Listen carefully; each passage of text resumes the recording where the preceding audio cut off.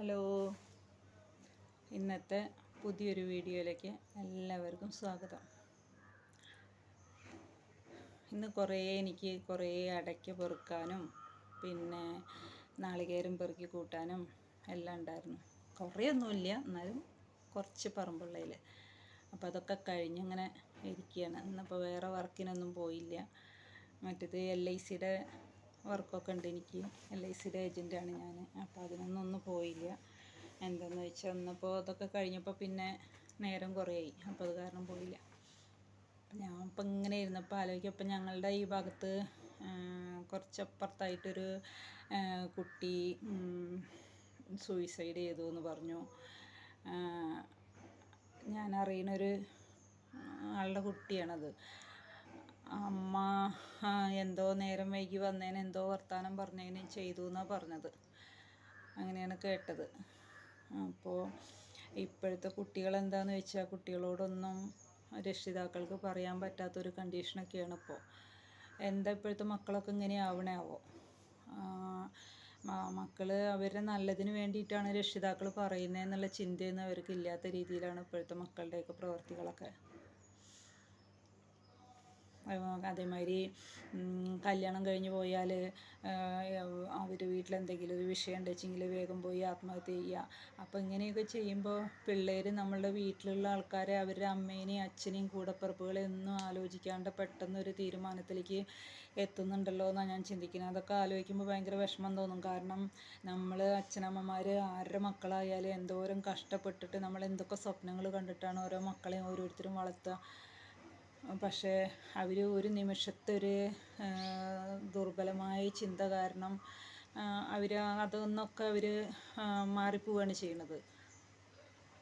ഇപ്പം എന്താണെന്ന് ചോദിച്ചാൽ പെൺപിള്ളേരായാലും അവർക്ക് അത്യാവശ്യം പഠിപ്പ് രക്ഷിതാക്കൾ കൊടുക്കുന്നുണ്ട്. എല്ലാ പെൺപിള്ളേർക്കും അത്യാവശ്യം പഠിപ്പ് രക്ഷിതാക്കൾ കൊടുക്കുന്നത്. ഇപ്പോൾ ആൺപിള്ളേരെക്കാട്ടിലും പഠിപ്പ് പെൺകുട്ടികൾക്കാണ് എന്ന് പറഞ്ഞ മാതിരിയാണ്. അപ്പോൾ എന്തിനാണ് അവരിങ്ങനെ എന്തെങ്കിലും ഒരു വിഷയങ്ങൾ ഉണ്ടാവുമ്പോൾ എന്തിനാണ് അത് മക്കളങ്ങനെ ചെയ്യുന്നതെന്നാണ് ഞാൻ ചിന്തിക്കുന്നത്. കാരണം ഇന്നിപ്പോൾ സമൂഹത്തിൽ നമുക്ക് പെൺകുട്ടികളായാലും ആൺകുട്ടികളായാലും എങ്ങനെ വേണമെങ്കിലും നല്ല രീതിയിൽ ജീവിക്കാൻ പറ്റിയൊരു ജോലിക്ക് സാധ്യതയുള്ളൊരു സമൂഹമാണ്. വലിയ ജോലിയൊന്നും ആയില്ലെങ്കിലും നമ്മളെ കൊണ്ട് പറ്റും നമ്മളുടെ പഠിപ്പിനനുസരിച്ചുള്ളൊരു ജോലിയും പിന്നെ നമ്മൾ പണി ചെയ്യാനുള്ളൊരു മനസ്സും നമുക്കുണ്ടെങ്കിൽ ഇന്ന് മക്കൾക്ക് എങ്ങനെ വേണമെങ്കിൽ ജീവിച്ച് പോകാമെന്നുള്ളൊരു കണ്ടീഷനുള്ള ചുറ്റുപാടാണ്. പക്ഷേ എന്നിട്ട് പോലും ഈ കുട്ടികളൊക്കെ എന്താ ഇങ്ങനെ ചെയ്യണേന്നാണ്. ഒരു നിമിഷം അവരവരുടെ വളർത്തി വലുതാക്കിയ രക്ഷിതാക്കളെ ഒന്നും ആലോചിക്കാതെ ഇങ്ങനെയൊക്കെ ചെയ്യുമ്പോൾ എന്താ നമ്മൾ പറയുക ഇതിനൊക്കെ?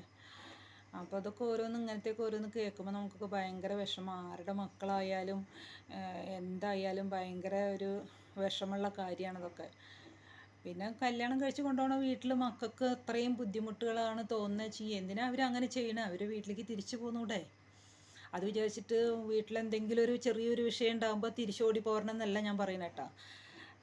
നമുക്ക് ജീവിക്കാൻ പറ്റുന്ന വലിയ പ്രശ്നങ്ങളില്ലാത്ത വീടൊന്നും ഉണ്ടാവില്ല. പ്രശ്നങ്ങൾ ഏത് വീടുകളിലും ഉണ്ടാവും പ്രശ്നങ്ങൾ. പക്ഷേ നമുക്ക് തരണം ചെയ്യാൻ പറ്റാവുന്ന പ്രശ്നങ്ങളാണെങ്കിൽ നമ്മളവിടെ പിടിച്ചു നിൽക്കുക.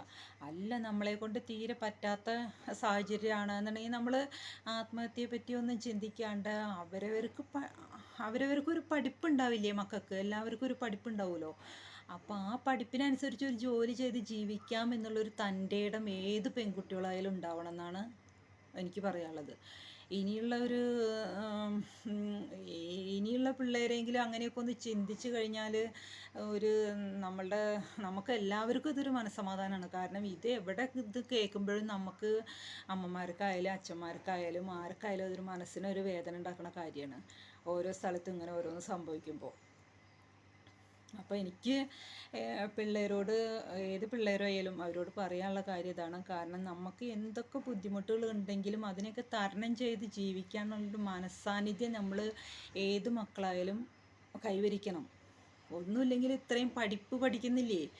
പഠിച്ച് നമ്മൾ എന്തിനെ നേരിടാനുള്ളൊരു ശക്തി നമ്മൾ നേരിട്ടേ മതിയാവുള്ളൂ. അല്ലാണ്ട് പെട്ടെന്ന് ഇപ്പോൾ ഈ പറഞ്ഞ മാതിരി എന്തെങ്കിലും ഒരു ബുദ്ധിമുട്ട് വരുമ്പോൾ ഓടിപ്പോയി ഇമ്മാതിരി പണികളൊക്കെ ചെയ്യാൻ നിന്നാൽ എന്താ അതുകൊണ്ടൊക്കെ ഒരു ഇതുള്ളത്? എന്താ അതുകൊണ്ടൊക്കെ ഒരു മെച്ചം? ഒരു കുടുംബം മുഴുവൻ നശിച്ചു പോകുക എന്നല്ലാണ്ട് എന്താ അതുകൊണ്ടൊരു മെച്ചമുള്ളത്? അപ്പോൾ മറ്റുള്ള നിങ്ങളങ്ങനെ എന്തെങ്കിലും ബുദ്ധിമുട്ടുകളൊക്കെ ഉണ്ടാകുമ്പോൾ നിങ്ങളങ്ങനെ ജീവിച്ച് കാണിച്ചു കൊടുക്കുമ്പോൾ നിങ്ങളുടെ തലമുറ, അടുത്ത തലമുറ, നിങ്ങളുടെ അനിയത്തിമാരോ അനിയനോ ആരോ ആവട്ടെ, അവർക്ക് ജീവിക്കാനുള്ളൊരു പ്രചോദനമാണ് നിങ്ങൾ ചെയ്യുന്നത്. നന്നായിട്ട് ജീവിച്ച് കാണിച്ചു കൊടുക്കുമ്പോൾ ഏത് ജോലി എടുത്താലും ഇപ്പം ഇന്ന് മാന്യമായ ഒരു ജോലി ചെയ്ത് ജീവിക്കാനുള്ള സാഹചര്യം നമുക്ക് ഇന്ന് എല്ലാ സമൂഹത്തിനും എല്ലാ ഭാഗത്തും ഉണ്ട്. പിന്നെ എന്തിനാണ് മക്കളെ നിങ്ങൾ ഇങ്ങനെയൊക്കെ ചെയ്യുന്നത്? ആരുടെ മക്കളായാലും ഇനി ആർക്കും ഇങ്ങനത്തെയൊന്നും ഗതി ആരുടെ വീട്ടിലും ഉണ്ടാവാണ്ടിരിക്കട്ടെ എന്തായാലും. അപ്പോൾ എനിക്ക് അതൊക്കെ ഇങ്ങനെ ആലോചിച്ചപ്പോൾ തോന്നി ഒന്ന് വെറുതെ ഇങ്ങനെ ഒരു വീഡിയോയിൽ ഇങ്ങനെ വരാൻ തോന്നി. അതുകൊണ്ടാണ് ഇപ്പോൾ ഇത് പറയാൻ കാരണം.